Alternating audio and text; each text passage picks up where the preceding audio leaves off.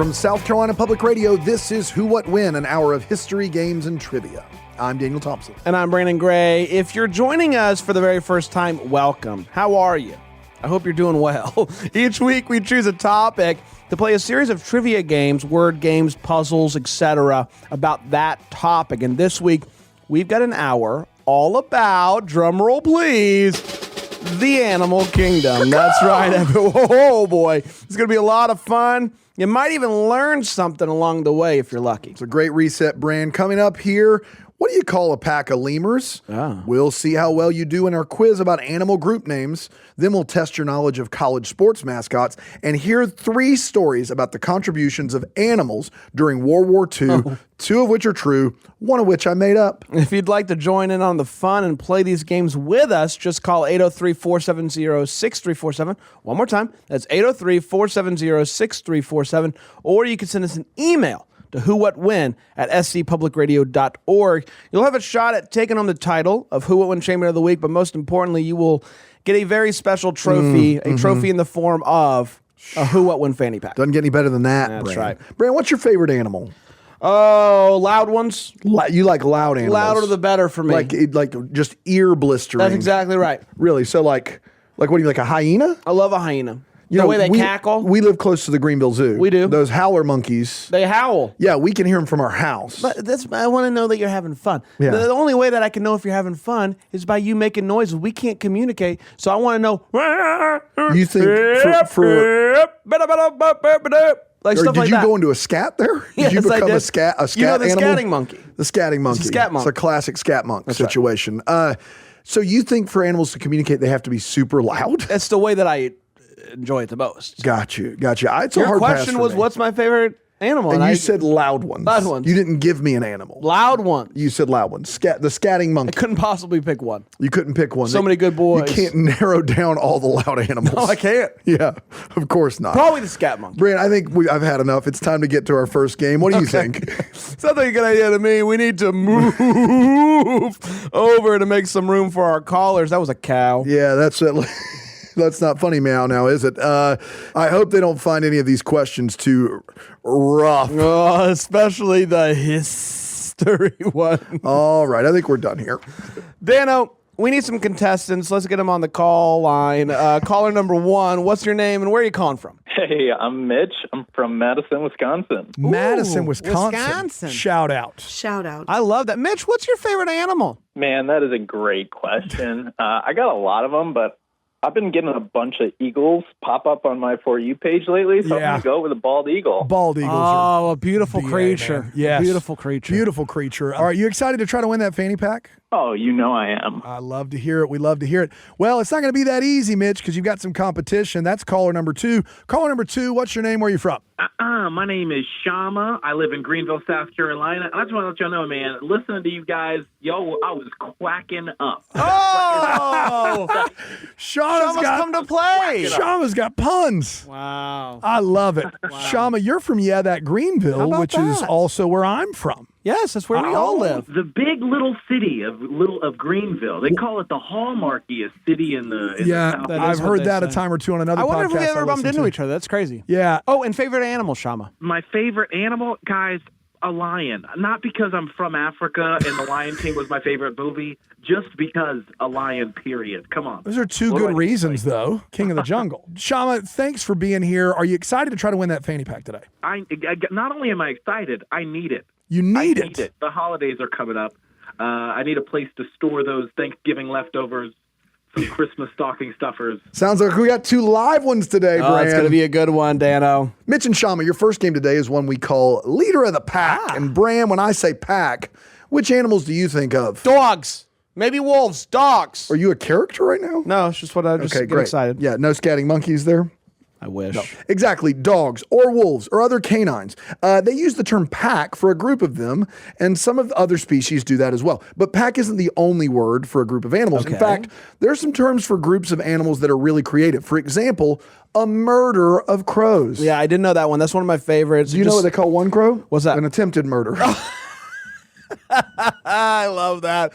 Listen, I like to think, Dan, that there is a group of people in a boardroom putting their heads together. What do we call groups of animals? And the people in the boardroom looked at the crows and said, Murder. "Those suckers gonna murder us. Let's call them murder." If this room exists and we're not a part of it, I'm upset. Official animal group namers should be us. Call us. Until we get those positions, we'll have to settle for this game, I guess. Yeah. And here's how the game's going to work, Mitch and Shama. Dan is going to read clues about animals that have unusual terms about the groups. What do you call them? As well as 3 possible choices for the official collective name of the animal. You need to tell us which one is the right name. Mitch, you are first up in leader of the pack. Are you ready, Mitch? I'm so ready. So ready. Your first question. Lemurs are smart creatures, maybe too smart, and they often work together in groups. And it wouldn't surprise me if these groups thought Avril Lavigne had been replaced by a double. That's right. A choir of lemurs. B, a conspiracy of lemurs. Or C, a collection of lemurs. Oh, man. All right. Here's the thing. I'm trying to get into the mind of those people at that boardroom, just kind of coming up with the name here. We've got, an animal boardroom? A choir. Yeah. Right. And there's some smart guys in this group. So, they picked a good one. Oh, yeah. Man, can I hear these? We got choir, we got collection, and what was the other one? Conspiracy. Oh, man. I love a conspiracy. Oh, boy. I'm going to have to go with choir. He's going to go with choir, and he's going to be incorrect. I think this is a rookie mistake. A rookie mistake. Mitch, for sure. Maybe he hasn't listened to an episode I know. yet.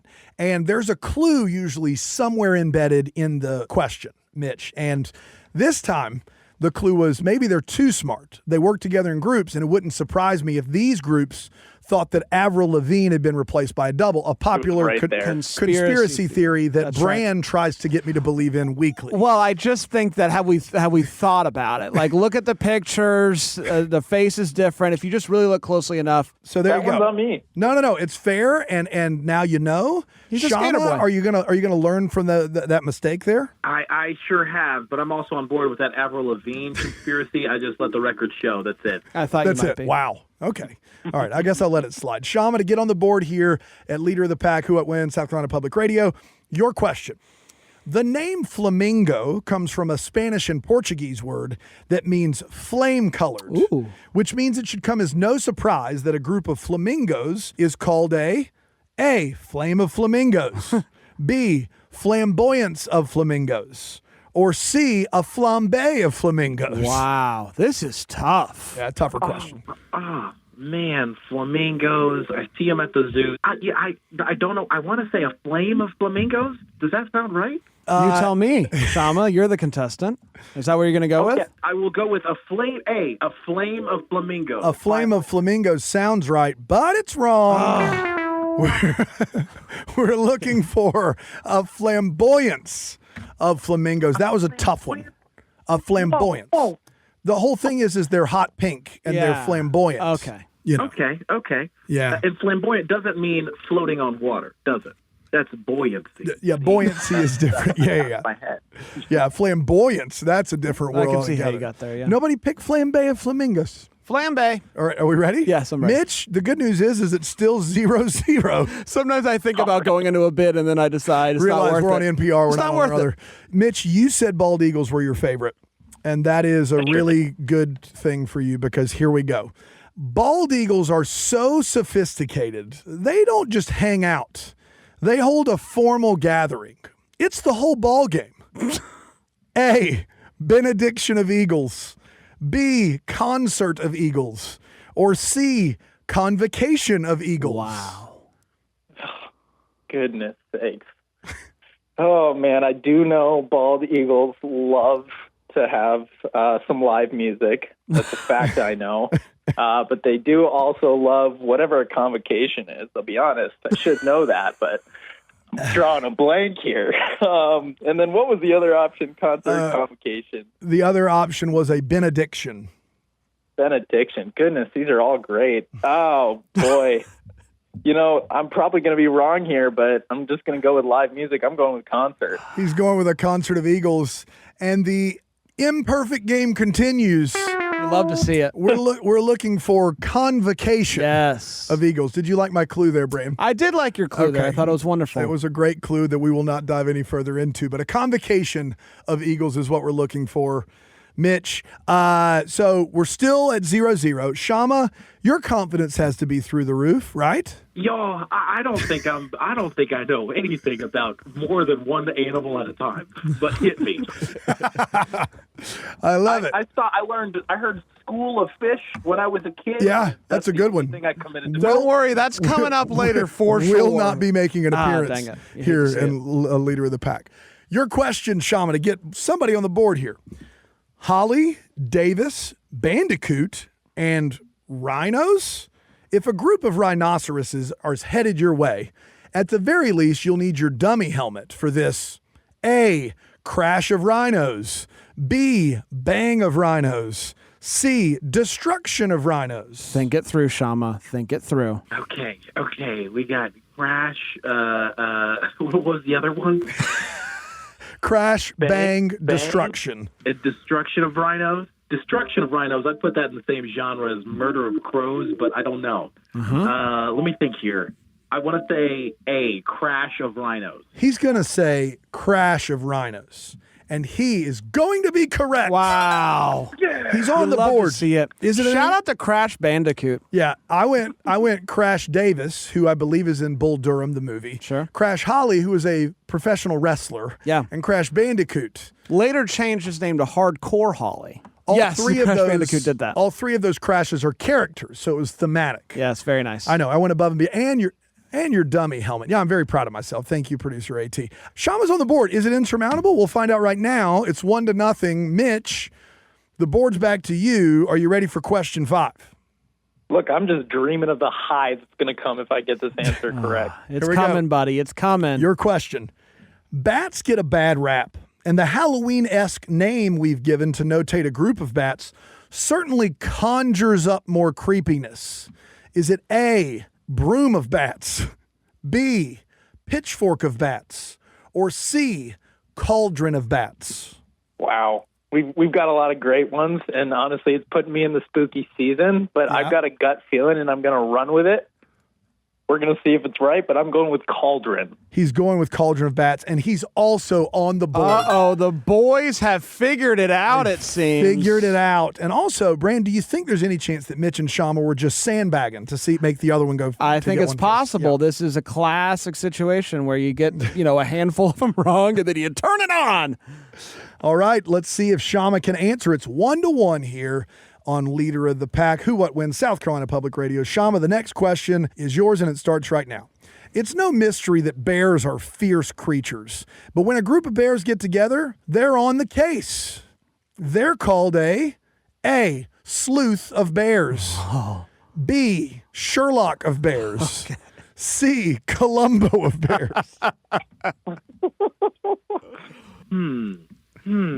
Sherlock Holmes, we got Watson. Yep. Okay, let me see. I'm going to go with a sleuth of bears. Give it to me. He's going to go with a sleuth of bears, and he's doubled his score. Wow. He's on the board 2 in a row. Shama, it's a winning streak. How you feeling? I feel great, y'all. I was homeschooled, so I really think my mom missed that part about where we learned about groups of animals, but some of it is coming to me as I'm paying attention to the questions, so shout out to my mom. Shout out to Shama's mom. It is embarrassing. We did learn all of these in public school, so this is embarrassing for you. That's right. And I will say this. I would give nothing more than for the animal board meeting to reconvene and to rename it a Columbo of bears. Yeah. That's what I want. I think that works. Look at that Columbo of bears over there. Yeah. That's perfect. All right, it's 2-1, Mitch. Board is back to you. Let's see if we can keep the good vibes going. Your question here on Leader of the Pack. Lords, lizards, and leopards? With the ability to jump up to 10 feet in the air, a group of leopards probably deserves this title more. A, bounce of leopards. B, spring of leopards. C, leap of leopards. I do love a bounce house, so I'm getting pulled in that direction, but then I'm trying to use my brain here. I'm trying to really get in the game. Uh-huh. And something's telling me that might not be the right direction. and I'm feeling extra called towards leap. So I'm going to lock in leap right now. He's feeling called toward leap. He's locking it in, and he's correct. Oh my gosh. They're locked in. This is, you know what? And sometimes you need those first few questions to get the jitters out, to figure out the game. They're on a heater now. This is impressive. Man, certified heater. This is it. It's 2-2. Shama, the board is yours. We're talking about animal groupings here on Who What When, South Carolina Public Radio. Everybody's having a blast. Shama, your question starts right now.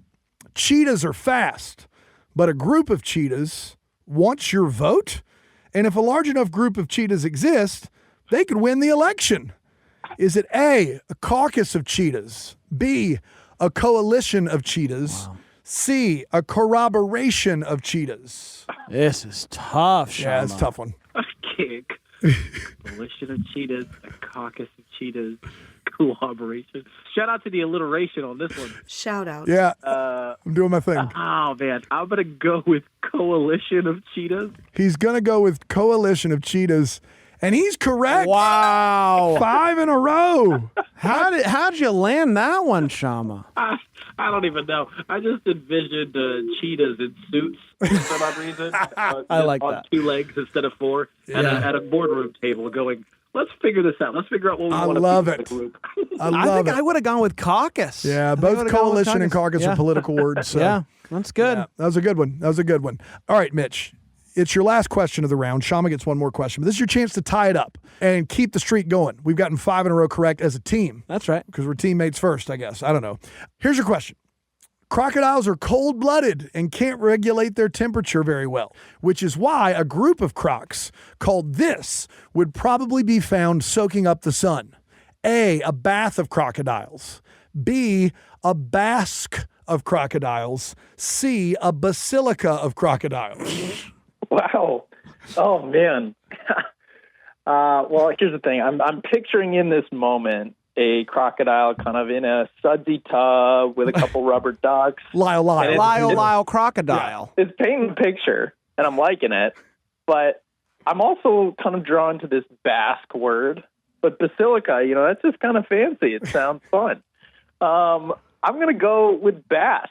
He's going to go with Basque. He stayed away from the crocodile church and the crocodile pope, and that was probably a smart move. Basque is correct. Wow. Man. This is After amazing. those first 3 questions, Brandon, we thought we were in for it. But you know what we've been in for? A great game.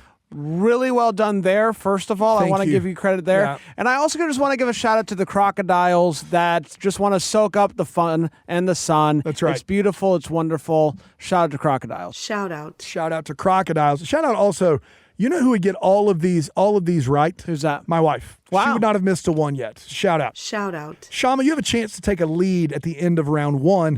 That would be put big. you in a really good place. It'd be big because I got to be honest. The next game probably harder. So probably as inane and probably harder.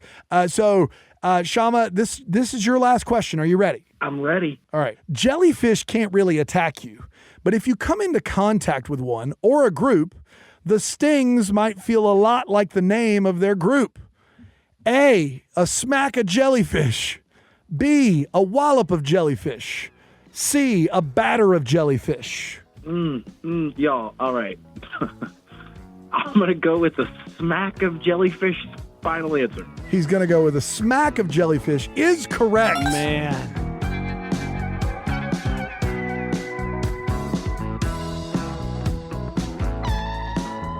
Shama and Mitch, thanks so much for playing our first game, Leader of the Pack. You're listening to Who What When, an hour of history, games, and trivia from South Carolina Public Radio. I'm Daniel Thompson. And I'm Brandon Gray. We are playing games all about the animal kingdom, not the theme park, but the thing that it is. We got contestants with us, Mitch and Shama. They're off to a great start, Dan. They sure are, Brand. Coming up in just a moment, we're going to see where the worlds of animals and sports intersect with a quiz about college mascots. I'm very much looking forward to that, Dano. Thank you. And do you know what we call a group of history trivia hosts? I don't know. What's the term for that? It's called Who What When. We've got more right on the other side of this break.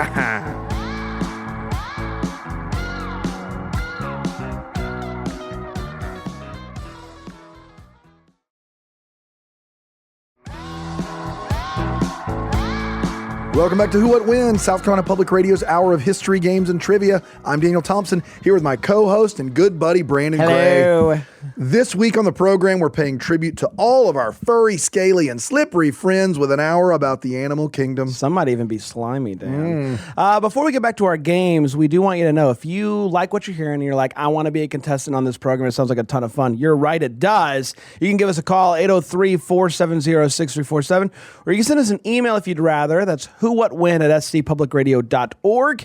You might get to take part in these quizzes and get a chance to win the title of Who What Win Treatment of the Week. But more importantly, Dan, a potential to win a special, one-of-a-kind Who What Win fanny pack. It's the big show around here. And That's right. still on the line this week with a chance to win that fanny pack are Shama from South Carolina and Mitch from Wisconsin. Shama's currently leading with 4 points versus Mitch's 3, and they're clamoring we're doing for some the more puns games. again. Okay, here's one. Are you ready? Yeah, I'm ready. Hopefully they're not horsing around today. Oh, going to be tough to beat, but let me give it a go. Okay. Thankfully, two can play at this next game here on Who What When. All right, we're done. We said we're done. We're going to be done with the puns. we did say We're that. done. So sorry. Once we get started, it's just it's tough to stop. No problema, buddy. Okay, let's move on to our next game. It's one we're calling Big Mammal on Campus. Oh, yeah. There are so many schools, especially colleges and universities, that have animals as their mascots, and the kinds of animals they choose can kind of be all over the place. That's right, Daniel. Look, we got University of South Carolina right next door. We got Clemson right up the street. You got Gamecocks. You got Tigers. Two very different animal mascots right there. That's exactly right. There's such a diverse animal representation across college sports. We wanted to pay tribute to all these different mascots with this little game. That's right. Mitch and Shama, here are the rules. Dan is going to give you a clue about either an animal that is either a current college mascot or was at some point. You'll also get 3 choices to choose from. All you have to do is tell us which animal is the real mascot. And despite the name of the segment, not all of these animals will be mammals. Okay. You know, we had to make a was just pun. for That's what fun. we Yeah, do. that's Yeah, right. rough. But when you have such an incredible name, you got to use it. Mitch, you're up first for this game. You ready to go? I'm so ready. Let's do it. Big Mammal on Campus. Who What When? South Carolina Public Radio. First question to Mitch. The University of Santa Cruz students really go crazy for this seemingly weak and slimy mollusk, even adopting him as their unofficial mascot years ago. Is it A, Ozzy the Octopus, B, Sammy the Slug, or C, Clyde the Cuttlefish? Yes, please, to all of them. Oh, man. It sounds like quite the group. To be honest, I think it might be better if it was a friend group of mascots, Yes. all 3 of them, one Yeah. room. I'd be in the crowd going pretty crazy. I'm just going out on a limb here, but I'm going to go with Slug. He's going to go with Sammy the Slug, and the streak continues. He is correct. Santa Cruz banana slugs, if memory serves, Dan. The old banana slugs. That's right. I love that. What do we got to do to make it the official mascot, though? I don't know. I mean, come on. Maybe the official mascot shouldn't be something slower than molasses. Well, for a team of people that are trying to go fast. Go Slugs. Go Slugs. Shama, it's tied up. Are you ready to play a little Big Mammal on Campus? I am. Baked, roasted, or fried, Delta State University in Cleveland, Mississippi thinks this sometimes healthy veggie side will lead them to victory. Is it the terrifying green tomatoes, the crushing collard greens, or the fighting okra? That is such a Cleveland, Mississippi thing to do. Yeah. All right. I'm gonna lock in the fighting okra. Hit me. The fighting okra is a quick lock-in, and it's correct again. That is right. Shama locked that in like he was confident, as That's if he's right. like Yeah, a... like You know what? Okra, one of my mom's favorite vegetables. Shout out Shama's mom. Shout out. That's Yo, right. Black We love to Rock, see it. If you had me choose fried okra, though, I mean, that's of these 3, I would take it over fried green tomatoes. I Really? think. Yeah, I think so. Southern staple. Yeah, it is. And you should Google the fighting okra from Delta State University. Giant okra running around the field. It's a good time. Money well spent. Money well spent. Shama's taking the lead back. It's Mitch's turn. We're playing Big Mammal on Campus, talking about those animal mascots here on Who What Wins, South Carolina Public Radio. Mitch, Evergreen State College in Olympia, Washington, chose this huge burrowing clam as its mascot and named him Speedy. Mind you, Speedy isn't fast, nor does he quack. Is it A, Speedy the Gooey Duck, B, Speedy the Goose Tail, or C, Speedy the Mite Fly? Wow. You really gave me a good one here. I'm gonna have to think about this. We've got a mite fly. Was that the last one? Yeah, mite fly. Wow. I'll be honest. That may be my first time hearing of a mite fly, but that's okay. They might fly. Okay. They might not. They might. They might not. we don't know. We'll find out. And then we've got a gooey duck, which is that's an interesting one that I also may be hearing of for the first time. And then in the middle we've got a goose. Is that right? Goose tail. Just the tail of the goose. Goose tail. One word. Just the tail. All right. You know what? I've been doing well in this game. Not great, but we'll say I've been doing well. For my own confidence sake, I'm just going to go with my gut here, and I'm going to go with goose tail. He's going to go with goose tail, and unfortunately, he's going to be wrong. No. Get a new gut, Mitch. Could get laid early here. We're looking for Speedy the gooey duck. Gooey duck. What is a gooey duck? It's a burrowing clam. Fair enough. It's disgusting if you search it, for sure. Really? It's also spelled Geoduck, like geoduck, but pronounced gooey duck. Goosetail mitefly, the only one of those things that is a burrowing clam is a gooey duck. So I tried my best there, but if you're not up on your burrowing clam knowledge, you may have missed that one. Shama, did you get homeschooled on the burrowing clam knowledge? We actually did a whole semester just on ducks. My mom, big fan. Okra, ducks, we covered it. All of it, man. Well, it's maybe Mitch is lucky that was not your question. You do have a chance to virtually ice this thing here with your next question here on Big Mammal on Campus on Who What Wins, South Carolina Public Radio. This for the win. Shama, Williams College in Williamstown, Massachusetts, are the Ephs after founder Ephraim Williams. But their mascot, considered by Reader's Digest in 2011 to be the most lovable mascot, is surely a bit beefier than old Ephraim. Is it A, the purple cow, B, the brown bull, or C, the sunset steer? I just want to give a shout out, of course, to the 2011 Reader's Digest. A really, really good year for Reader's Digest. It is the quintessential list. Some are saying the best year of for Reader's lovable. Digest. Yeah. Shout out. They probably sent a team of 3 people to Massachusetts to cover this. No, they did their due diligence, believe you me. Purple cow, brown bull, sunset steer, Shama, any of those sticking out? Okay, the brown cow, from like a titling standpoint, that sounds good. The purple cow, brown bull, purple cow. Then we have the sunset steer. I don't know why. Is Massachusetts known for their sunset? I'm going to lock that in anyways. The sunset steer. Massachusetts. You go there for the sun to rise in Cape Cod and set elsewhere. We're looking for the purple cow. Incorrect. Oh, man.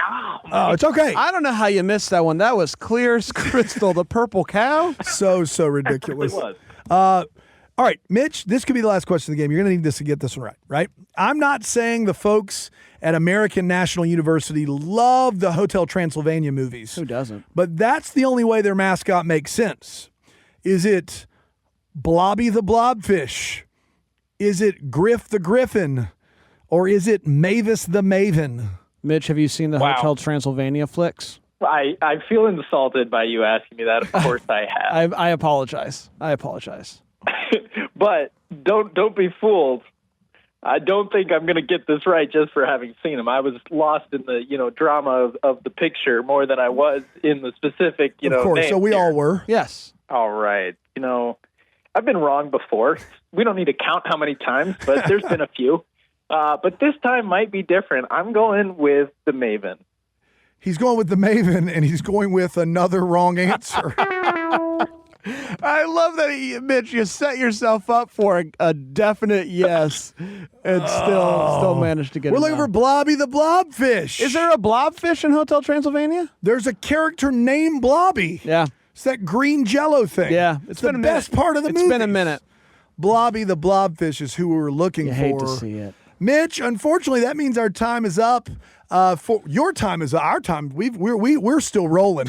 Your time is up here on Who What Win. You're not going to get a fanny pack, but you've been quite a contestant, Mitch, and I want to thank you for playing a little Who What Win with us this morning.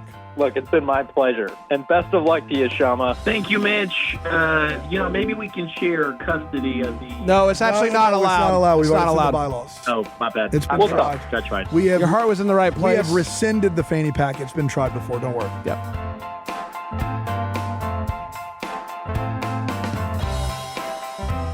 You're listening to Who, What, When, a South Carolina Public Radio's Hour of History, Games, and Trivia. I'm Brandon Gray. And I'm Daniel Thompson. Today we're celebrating our four-legged and tailed friends with a show about the animal kingdom. Our contestant Shama is heading into our last segment for a chance to win that title of Who, What, When Champion of the Week. Wow, wow, wow. Will he take home the vaunted Who, What, When fanny pack? That's after this break here on Who, What, When.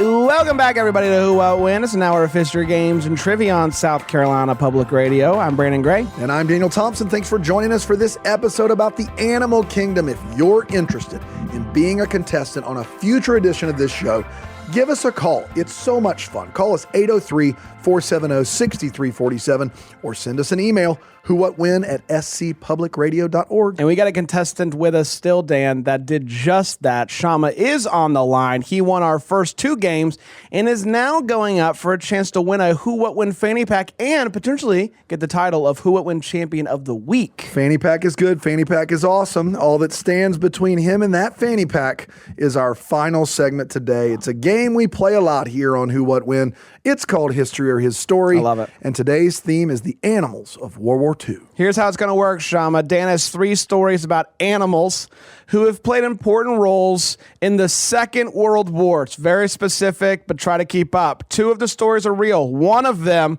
is completely made up by my buddy Dan here. He's a great liar. It is his story. You'll have a chance to ask questions after each story and ultimately try to figure out which one is the lie. I mean, I'm going to be with you, Shama, every step of the way, whether for better or worse. Here I am. That's History of His Story. Shama, are you ready to play? Y'all, I'm ready. I've been doing push-ups here in my home office. Why? Because this is a phone. I don't know why, but I'm ready. I love it. The push-ups are going to help. We're talking about animals of World War II. Your first story starts right now. This is about a little bear I call Corporal Wojtek. Okay. All right, let me take you to Poland in World War II. The invasion of Poland officially begins World War II in September of 1939. Many of the Polish fled Nazi capture by going to the Soviet Union, and Poland was occupied by Nazis, and many concentration camps were placed there. Hitler, not honoring his non-aggression pact with Stalin over splitting Poland, is one of the key turning points of the war as Stalin put the might and the muscle of the Soviet Union behind the Allied powers. So let me introduce you to Anders Army. This is the unofficial name of the Polish Armed Forces of the East. It's named after its commander, Władysław Anders. I did the best I could. Nailed it. Created in the Soviet Union, but evacuated the area and went through Iran to Palestine to fall under British command to join the Polish Armed Forces of the West, fought mainly against the Italians. On their way to traveling to Palestine, most by rail, Polish soldiers from the Anders Army came across an Iranian boy that had found a bear cub whose mother had been shot by hunters. Wow. Sad, right? Very. Some of the Polish refugees and soldiers were very taken by the cub, and the lieutenant of the Anders Army purchased the bear from the boy. 3 months later, the bear became a part of the 2nd Transport Company, and the soldiers named him Wojtek, which is short in Polish for Happy Warrior. Initially, he was considered more of a mascot for the 2nd, but as he grew, he began to participate in military exercises or tasks for which he was rewarded with beer, which was his favorite drink. He enjoyed coffee in the mornings and would also sleep in bed with a soldier if they were cold at night. He was taught to salute. By the time he was 2, Corporal Wojtek had followed the Polish Army Corps into Egypt. He was officially drafted into the Polish army and given the rank of private, helping him circumvent the law disallowing the transportation of animals. During the Battle of Monte Cassino, Wojtek carried 100-pound crates of artillery shells, never dropping any of them. At the end of the war, Wojtek was given the official rank of corporal and was lodged at the Edinburgh Zoo, where he was visited by soldiers from his Polish battalion until his death in 1963. That is the end of the first story. Bran, what do you think? Well, I think I need some grainy black and white footage of this sweet little bear saluting. Shama, what are your thoughts on this this story? Do you have any questions? Okay, so injured bear, they buy it, and then their first thought is, we're going to put you to work. Yeah. And they do, and the bear agrees after sleeping in a bed with a soldier. Was that for the bears' protection or the soldiers' protection? It's just to There's keep a lot them warm, going on man. in this story, y'all. There's a lot happening here. There's a lot happening. I do know that bears, if you get them early enough, they're pretty they're pretty smart creatures. They're adaptable. If you great get 'em early snugglers. enough. Yeah, if you get those guys going the key. early. So I buy this story, but we'll see what else we got going on. Let me go on to story 2. Let you marinate on that a little bit. Does that I sound will. fair? All right. Story number 2 is called Unsinkable Sam. Let me introduce you to the German battleship, the Bismarck. Yes. Named after German Chancellor, you know his name. Yes, Otto von Bismarck. That's exactly right. We love them. The Bismarck was a destroyer ship used during World War II, Germany known for their navy during the World Wars. Only one offensive operation did the Bismarck sail in during all of World War II. What was so offensive about it? It was called Operation Rheinbung, also known as Exercise Rhine. And it happened in May of 1941. The Bismarck and her sister ship sailed into the Atlantic in an attempt to block Allied powers shipping to the United Kingdom. And even though this technically didn't involve the United States, because they were not at war in May of 1941, they were heavily involved in aiding the Allied powers while claiming neutrality, including FDR's arsenal of democracy. The Bismarck sank on May 27th with only 115 crew members surviving. Aboard the Bismarck during Exercise Rhine was a black and white patch cat that was owned by a crewman aboard. Bad luck. The British destroyer that helped sink the Bismarck, the HMS Cossack, found the cat floating on a board at sea. They rescued the cat aboard the HMS Cossack and named him Oscar. October 24th, 1941. Cossack was escorting a convoy of ships to Great Britain when it was hit by a torpedo from a German U-boat. So if you're tracking with me, the cat's on the Bismarck, it sinks. The Cossack sinks, and the crew has to evacuate to the HMS Legion, including our cat, Oscar. At this point, Oscar earns the nickname, the Unsinkable Sam, because he's been on 2 different ships that were sunk, and he was not sunk with them. He's transferred to an aircraft carrier, the HMS Ark Royal. Upon the Ark Royal in November of 1941, you guessed it, a U-boat torpedoed the carrier, sinking it only 30 miles from its destination. Most of the crew was saved, including Unsinkable Sam. Wow. Sam was transferred to the offices of Gibraltar and then sent back to the UK, living in a Belfast home for sailors, dying in 1955. A pastel painting of Unsinkable Sam hangs at the National Maritime Museum in Greenwich. That's beautiful. Here's a question for you. You mentioned after the first sinking that the cat was found floating on a board. Do you think that the cat would have made room for Jack? I think it would have made room for Jack. You think so? I actually Really? don't. Cats are the worst. Okay. They would not. They're cutthroat. As a newly found cat owner. A newly found cat owner. I know. Yeah, you got it. I can't stand by and let you say that Cats are going to take care of themselves first. I think we can all agree on that. So you think the cat would tell Jack? I think he and would say, Rose "There's to not kick room for. rocks? I'm cold. I don't want any of your water up Wow. here." That's exactly Wow. right. Shama, what are your thoughts on that one? I know we had a tremendous time aboard this boat, and you even painted me, but I cannot let you on this board. Yeah. The story, okay, so this is like, I mean, you talk about cats having 9 lives. Really, what great evidence of that in this tale. Yeah. I don't know what to think, but I feel like this cat, the cat / its offspring should be on every boat forever. Yeah. Just for the safety of us. Yeah, maybe he should never be on a boat again, though. 'cause That's they all true. sink. Did anyone ever consider whether or not Sam is the problem? Maybe he was a black cat. bad- He was patchy cat. Patch, there's some black on that cat, though. That's right. All right. Half bad. Well, you got a little more time to figure out what you're thinking here, Shama, because we got one more story coming your way. Let me introduce you to Sergeant Stubby. Dogs have been used in war for hundreds of years. Before the 1900s, it was mostly in an unofficial capacity because of the canine's heightened senses and loyalty. They've been a part of wars for most of modern history. Before World War II, dogs took a back seat to what animal? Horses. That's exactly right. The importance of horses began to wane in the 1900s, with World War I being the last war where horses leading battalions or hauling equipment was an integral part of warfare. The U.S. started the War Dog program during World War II, where they specifically trained dogs for warfare. Let me take you to the Battle of Britain, July 10th through October 31st, 1940. Hitler blitzkriegs through most of mainland Europe and sets his sights on the UK, which is surrounded by water. This is the first major military campaign fought entirely by air forces. The United Kingdom faced an onslaught of bombing raids from the Luftwaffe, which was the German Air Force. The Luftwaffe wasn't trying to take out any specific targets in London, but was trying to force the UK into a negotiated peace. Let me introduce you to Stubby, Please. a 3-year-old husky belonging to General Harold Alexander of the British Army. Alexander had trained Stubby to carry supplies and sniff out several common chemical weapons of the time, including sarin gas, which was developed by the Nazis during the 1930s. Dowding had trained Stubby to carry fueling trucks and supplies to RAF planes at the Royal Air Force Base in London. Alexander took Stubby with him as he commanded troops on the mainland at the Battle of Anzio, where Stubby helped transport wounded soldiers and even did so during live combat. He followed Alexander all the way until the Battle of Berlin, which is in April and May of 1945. So he's been with Alexander for the entire war. This is the Battle of Berlin is the final defense of the Germans, with Hitler personally leading roughly 750,000 Nazi soldiers against the combined forces of the Soviets from the east and the rest of the Allies from the west. Stubby participated once again by carrying supplies and assisting General Alexander as needed. Unfortunately, Stubby did not make it out of the Battle of Berlin.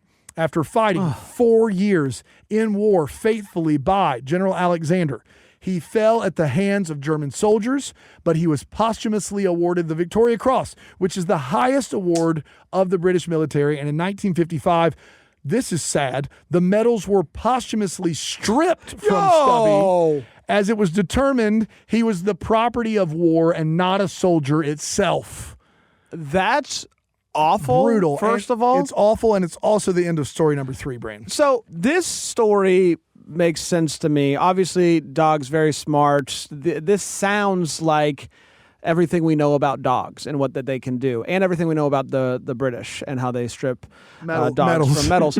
How they take things from people. Yes, etc. So I this is what I'm thinking, Shama. If you don't mind, I'll give you my thoughts, and then you can share your thoughts with me. Story number 1 with the bear is such a I didn't know bears could do that. You know, didn't know you could sleep with a bear and not die. So you got to get in early. You got to get in early enough. You get them early. An early. If you sale. get them early, it's a game changer for bears. But everything about story 2 and story 3 sounds like what we know about those animals. Cats, they live a long time, 9 lives, etc. Dogs, very smart. So my thing is Dan crazy enough to make up a story about a bear, then give us 2 stories about animals that we know will act in this way? I don't think so. I think 1 is correct, when then we're just left deciding is 2 or 3 false. My gut, a cat person or a dog my person? gut tells me that story number 2 is false, but I don't have a ton of reasoning for that, aside from the fact that I think a cat in the water many times wouldn't go very well for the cat. So that's where I'm leaning. What are your thoughts, Shama? So first of all, the bear thing, I used to be an avid Reddit user, where Reddit is just the hub of mindless facts. And I feel like I've heard the story of the bear. Oh, okay. Somebody they used the bear for. I believe so. Maybe my brain is playing tricks on me. The cat tail, I mean, then the dog, if they really stripped the metal of the dog, wouldn't we hear about that every year on the internet? 19 blah, blah, blah, blah, blah. A dog was stripped of a metal posthumous, that word. You got it. By the British. So, I mean, the cat, I can't buy that. So are we both going with the cat, Shama? I think I'm going to go with the cat too. All right, I like All right, it. they're both going with a cat. It's a clean sweep. Producer A.T. Shire, who also has no insight here, is shaking his head. Wow. He doesn't love it in there. He just threw his papers on the ground and walked out. All right, let's go ahead and get Corporal Wojtek out of the way. The bear's a true story. Let's go. The bear's a true story. Corporal Wojtek, real, was snuggling with the Russian soldiers, the Polish soldiers. You got to get them early. That's the key. That's the key to that whole thing there. All right, the cat story, Unsinkable Sam, is true. Oh, Shama! Shut your mouth. Shut your mouth. Shut your mouth. It is unsinkable. Sam is true. It's a true story. I'm sorry, Shama. there's a real I feel painting of him. responsible. I had already locked that in. I didn't even think when he was going through the last one. I was like, I'm buying all this dog stuff. Sergeant Stubby.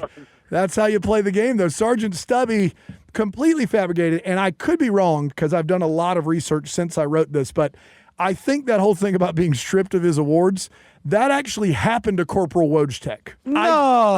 I'm pretty sure that the bear actually got his award stripped. I could be wrong on that, but that would I don't. We'll send it to our fact checkers and we'll find out. Yeah. We'll find out. And also, you can't see it, but Google it at home. Here's a picture of Unsinkable Sam for you. Oh, Yeah, that's right. Yeah. Wow. Yeah, it's a classic one. Shama, I'm sorry. This hurts because you were so close to Fanny, and now no Fanny for you. You have been nominated for Best Contestant not to win the Fanny Pack, that's which is pretty a good. big deal. Shama, how did you feel? What are your thoughts right now? I feel great. I mean, listen, man, I can't clap because I don't want to be too loud, but snaps up for those stories, man. That was incredible. If anything else, I was like, I think he just wants to. I just think he wants to tell us about these things and tell all the listeners too, for the love of the game, not even for the love of the game. That's right. The game, guys. Where am I going to put things like a pen, my wallet, I know. my passport? When You're going to have to go back to the drawing board. It's tough.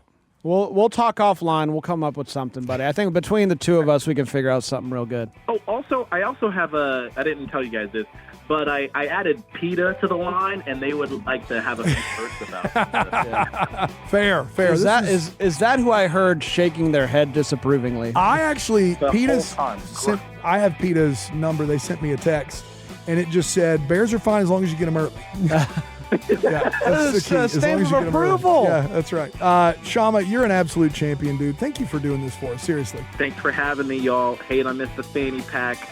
Great show. I had a blast.